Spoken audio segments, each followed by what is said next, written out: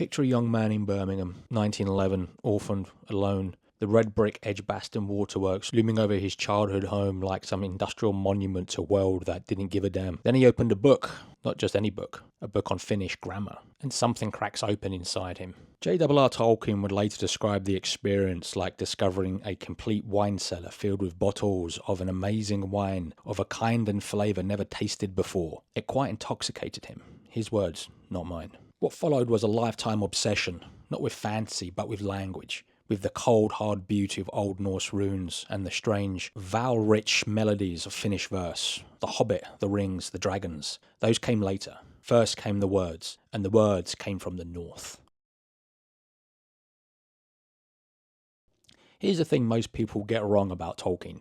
He wasn't primarily a fiction writer. He was a philologist, a professor of Anglo-Saxon at Oxford, the man who translated Beowulf and edited Sir Gawain and the Green Knight. The fantasy? That was the overflow, the byproduct of decades spent swimming in dead languages and forgotten myths. At Oxford, Tolkien graduated in 1915 with Old Norse as his special subject. He'd already been reading the Valsanger saga in his spare time. The only English translation available was William Morrison's 1870 rendering, and Tolkien devoured it. On a personal note, it's the most expensive book I own, only 750 copies made, and I luckily have one. Later, at the University of Leeds, he founded the Viking Club, a gathering of scholars who drank beer and discussed extinct Germanic languages. Not exactly a wild Friday night, but for Tolkien, it was paradise. Back at Oxford, he and C.S. Lewis started another club, the Coalbiter. The name's Icelandic, means coal biters. Young men who sit too close to the fire, they practically chew the embers. The group read Icelandic sagas in the original language. Cool, imagine that. When members started writing their own saga-inspired works, they renamed themselves the Inklings. The Inklings, you may have heard of. Tolkien never became fluent in Finnish. He admitted his assault on learning Finnish was repulsed by heavy losses. But he absorbed enough to plod through the Kalevala, the Finnish national epic in the original language, and the Kalevala changed everything. In October 1914, while still an undergraduate, Tolkien wrote his fiancée Edith Bratt that he was trying to turn one of the Kalevala's stories into something of his own. The Tale of Kullervo, a very great story and very tragic. The manuscript runs about 26 pages, then it stops mid-sentence at the climax. So terrible his haste. Tolkien never finished it, but he later called it the original germ of the Silmarillion, the beginning of the Legendarium, the beginning of Middle-earth. In the early 1930s, the Tolkien household employed an Icelandic au pair named Ardis, 20 years old, from a fishing village called Bildudaror. I have probably gotten that wrong, but we'll just move on. She told the Tolkien children Icelandic folk tales at bedtime and taught them scraps of the language. One of her duties was to teach Tolkien himself, but his wife Edith grew jealous of their conversations in the language she didn't understand, and the lessons were curtailed. Still, Tolkien remained fascinated by the world Arndis described. He'd already begun The Hobbit when she arrived, but her influence seeped into the work. The mists, the mountains, the sense of something ancient and cold lurking just beyond the firelight. So what exactly did Tolkien take from the north? Everything. Start with the name, Middle-earth. Comes from the Old English Midgard, cognate of the Old Norse Mithrangarthur, Midgard, the realm of men in Norse cosmology. The world Odin and his brothers created, sitting in the centre of 9 realms. Valinor, home of the Vala, parallels Asgard. The old straight road linking Valinor to Middle-earth after the Second Age mirrors the Bifrost, the Rainbow Breach. Mirkwood, straight from Mirkvithr, of Norse mythology, the pathless Mirkwood that 19th century philologists romanticised as a wild, primitive northern forest. Dwarves, Tolkien's Deveria, directly inspired by Norse mythology, miners, metalworkers, craftsmen. But here's the kicker. 12 of the 13 dwarves named in The Hobbits, including Gandalf's name, was directly from the Dvreyatal, the catalogue of dwarves in the Old Norse Volsva. Thorin, Dwalin, Biffa, Boffa, Bomba, all of them, lifted straight from the 1,000-year-old poem, including Oakenshield. Elves, the division between Kalaquende, elves of light, and the Moraquende, elves of darkness, echoes the Norse Yasolva and Dakolva, light elves and dark elves. In both traditions, elves are tall, intelligent, beautiful. The Icelanders still call them Huldulfolk, the hidden people. Trolls. The idea that trolls turn to stone at sunrise comes from the Elder Edda. In the Alvasmal, Thor keeps dwarves talking until dawn destroys them. Tolkien pulls the same trick in The Hobbit. Wargs. The world crosses Old Norse varg and Old English vor, both meaning wolf and outlaw. In Norse mythology, wargs included Fenrir, Skor, Hati, wolves as mounts for dangerous creatures, wolves as symbols of chaos. Everyone compares Gandalf to Odin. Old man, beard, staff, pointed hat, cloak, dispenses cryptic advice. Tolkien himself admitted Gandalf was inspired by the Odinic wanderer, Odin's habit of abandoning his high seat in Asgard to walk among mortals in disguise. But here's where it gets complicated. As one scholar puts it, the more you learn about Gandalf and Odin, the less similar they seem. Odin's advice typically leads heroes to glory and then death. He's collecting warriors for Valhalla, building an army for Ragnarok. In short, Odin's a bit of an arsehole. Gandalf, by contrast, is a Maya, an angelic being whose mission is genuinely to help. The similarity may be archetype, not derivation, an old wise wizard who dispenses information, the template, not the copy. The name Gandalfa does appear in the Volsva as a dwarf's name, I mentioned that earlier. It means magic staff elf. Tolkien borrowed the name, then made it something else entirely. The Lord of the Rings television show, however, did not.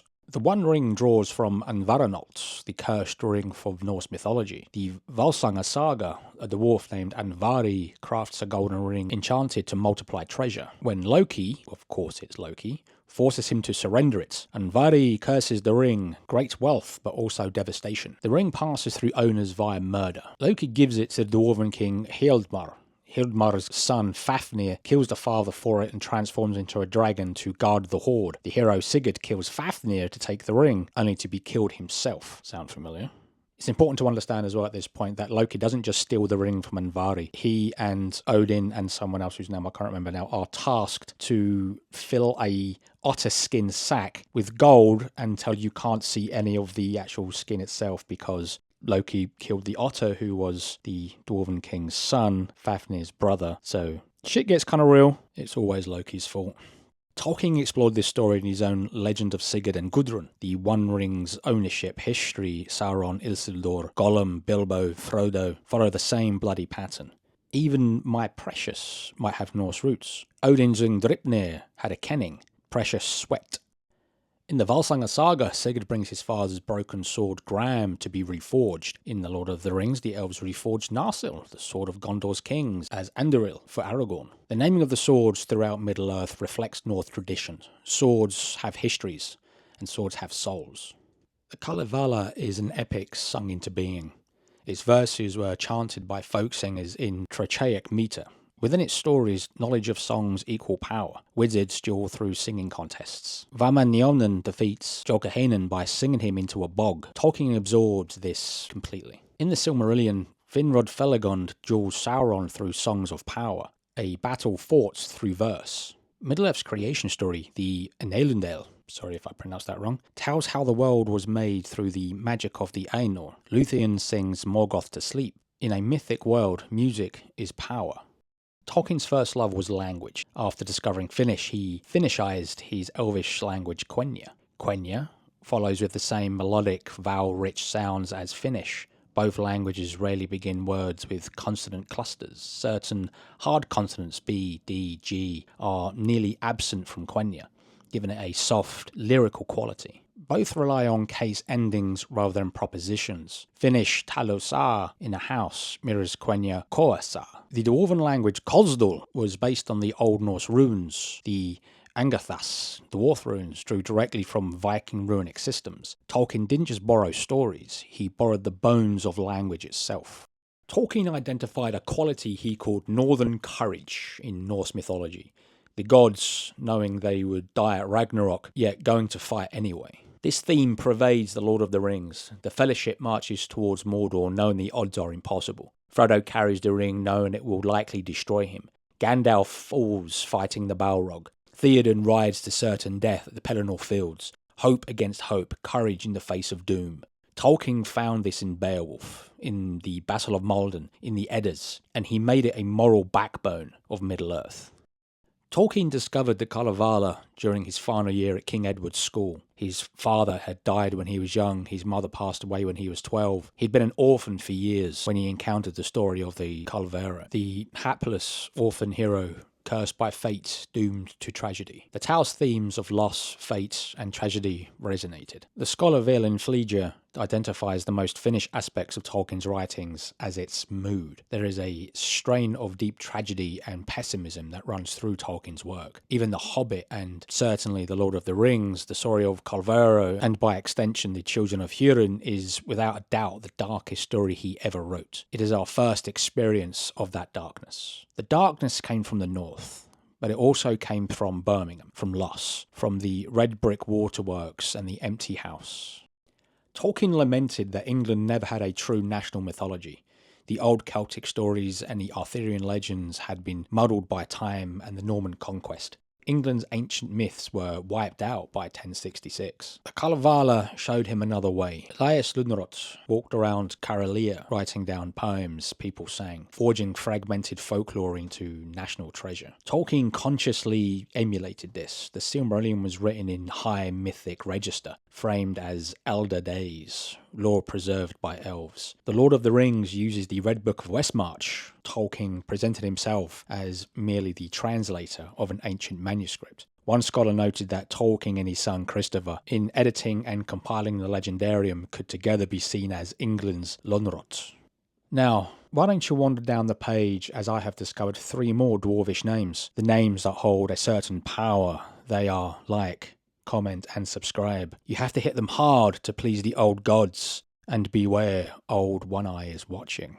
J.R.'s engagement with Old Norse and Finnish literature wasn't casual borrowing. It was deep, scholarly immersion spanning decades, from his schoolboy discovery of the Kalevala to founding the Viking Club, from his translations of Beowulf to his own legend of Sigurd and Gudrun. He lived within these northern traditions. The influence permeates every level of his legendarium. The cosmology mirrors Norse world structure. The peoples, dwarves, elves, trolls, wargs, derive from Norse and Finnish sources. Characters from Gandalf to Turin echoes figures from the Eddas and the Kalevala. Magical artifacts parallel the Anvaronauts and Shampoo. Languages carry Finnish phonology. The theme of the northern courage provides the moral backbone. Yet, Tolkien was no copyist. He took raw elements, language, tragedy, magic, music, and translated them into something new. The influence operates in undertones and resonances, not direct reproduction. The relationship between Tolkien and these northern traditions resembled a great duet. One voice, the deep chant of the far north, the other, a familiar refrain from the west. Together, something richer than either alone.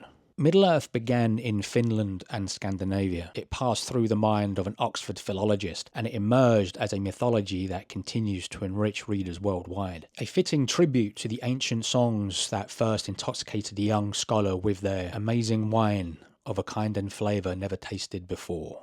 The mist still hangs over Mirkwood.